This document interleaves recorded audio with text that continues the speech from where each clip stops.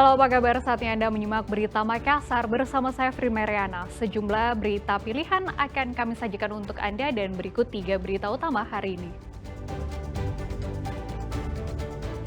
Akibat hujan deras, tanah longsor terjadi di Desa Bonto Lempangan, Kecamatan Sinjai Barat. Jalan terputus dan puluhan rumah rusak.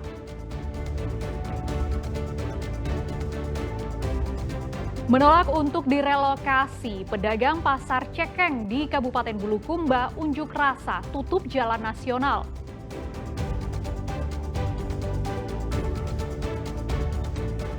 Seorang pria dan wanita pelaku penipuan dan pencurian emas ditangkap polisi di Jalan Poros, Kabupaten Takalar.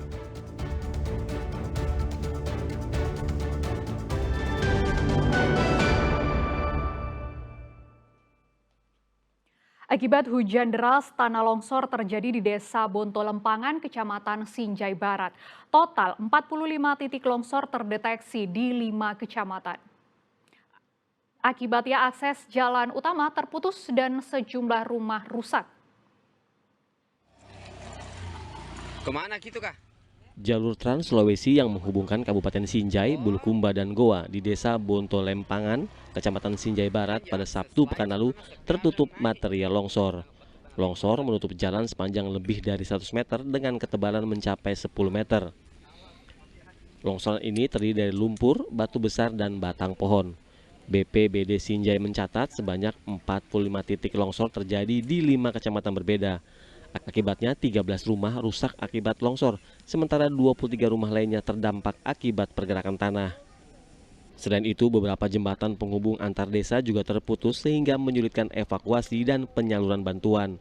Diduga longsor ini dikarenakan oleh curah hujan yang tinggi sejak beberapa hari terakhir. Dua dusun dengan jumlah jiwa yang terdampak sebanyak 108 jiwa dari dua dusun itu. Kemudian longsor di Kecamatan Sinjai Selatan yang mengakibatkan jembatan amblas, dan juga ada longsor di Kecamatan Bulupodo. Kemudian kalau daerah yang paling parah longsornya setelah kita tadi telusuri itu ternyata ada di Desa Bonto Lempangan. Di sana ada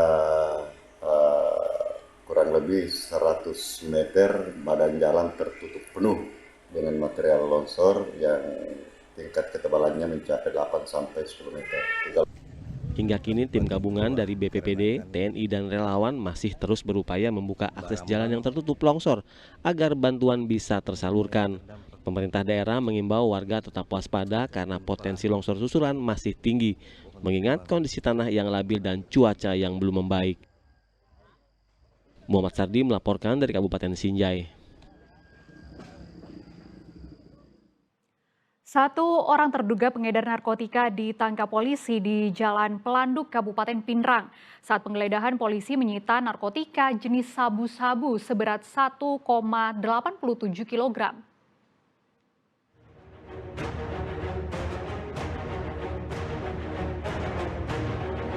Pria yang diketahui bernama Sapri ditangkap petugas Sat Narkoba Polres Pinrang karena diduga sebagai pengedar narkoba. Polisi pun melakukan penyelidikan dan menggeledah sebuah rumah di Jalan Pelanduk, Kabupaten Pinrang.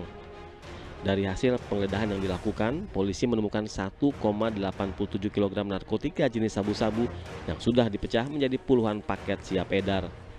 Tersangka Sapri diduga kuat jaringan internasional yang memasok narkotika jenis sabu-sabu ke wilayah Sulawesi Selatan.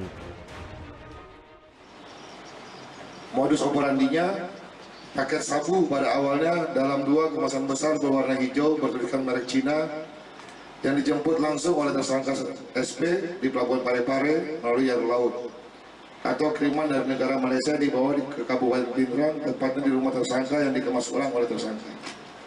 2 paket sabu besar tersebut kemudian dibagi menjadi paket sabu dalam saset plastik menjadi 39 saset.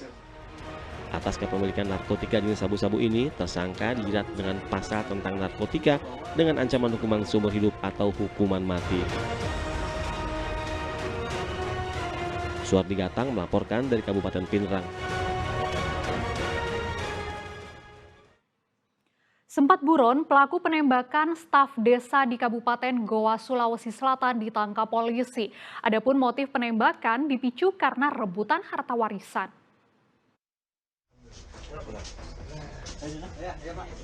Usai sudah pelarian Nasruddin, pelaku yang diduga menembak staf desa ini ditangkap tim Resmob Polda Sulsel di tempat persembunyiannya di Kota Balikpapan, Kalimantan Timur. Adapun peristiwa penembakan ini terjadi pada Rabu dini hari pada 26 Juni lalu di Desa Jenetalasa, Desa Panaikang, Kabupaten Goa. Korban yang saat itu hendak pulang ke rumahnya dengan berjalan kaki ditembak menggunakan senapan angin dari jarak 4 meter. Atas kejadian ini, korban mengalami luka tembak pada ketiak sebelah kanan. Dari hasil penyelidikan polisi, motif pelaku nekat menembak korban menggunakan senapan angin dipicu perebutan harta warisan. Pelaku dendam karena istri pelaku yang merupakan saudara kandung dengan korban mendapat pembagian tanah yang lebih sedikit.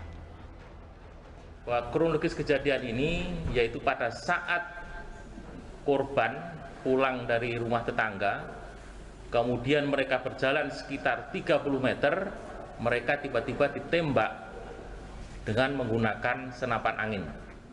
Kemudian motifnya setelah dilakukan penyidikan, kita ketemu motifnya yaitu perebutan warisan, karena antara korban dengan istri tersangka ini masih saudara.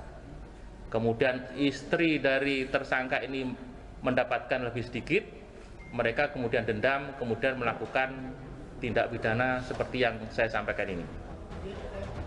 Selain menangkap pelaku, polisi turut menyita barang bukti 1 unit senapan angin Sharp Tiger, 1 unit proyektil kaliber 4,5 mm, dan 1 unit telepon genggam serta senjata tajam jenis badik. Atas perbuatannya, pelaku disangkakan pasal tentang penganiayaan yang mengakibatkan luka berat dengan ancaman hukuman 5 tahun penjara. Raisa Habu melaporkan dari Makassar. Sepasang kekasih pelaku perundungan dan penganiayaan terhadap seorang perempuan di Kota Makassar akhirnya ditangkap polisi. Motif penganiayaan ini diduga tuduhan pencurian kalung.